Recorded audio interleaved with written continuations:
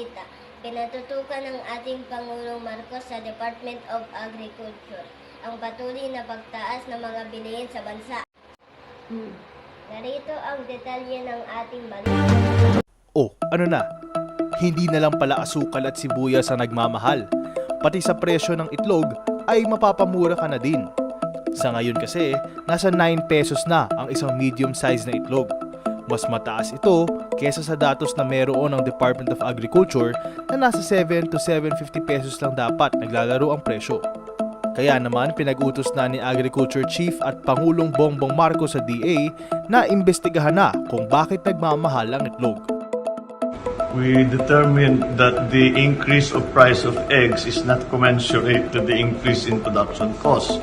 So we will have to have a look to see how to control that because we cannot explain almost one half of the profit margin that we're seeing. We cannot attribute it to cost. Dahil din sa pagtaas ng presyo ng mga itlog, apektado na rin pati ang presyo ng mga pastry sa mga panaderya. Malaking bahagi kasi ng sangkap nito ay nakaasa sa paggamit ng itlog. Pati nga din ang mga birthday cake ay baka tamaan na rin.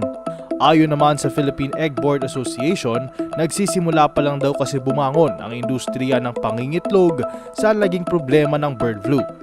Ikinalungkot naman ng netizens ang sunod-sunod na pagtaas ng presyo ng mga pagkain at sangkap. Ang mga iba nga ay nagbiro na hindi na muna sila magbe-birthday dahil baka hindi na kayanin ang presyo ng mga cake. Sa gitna ng lahat ng ito, hindi pa rin nakakalimutan ng mga netizens ang isang pangako na magiging 20 pesos na daw ang isang kilo ng bigas.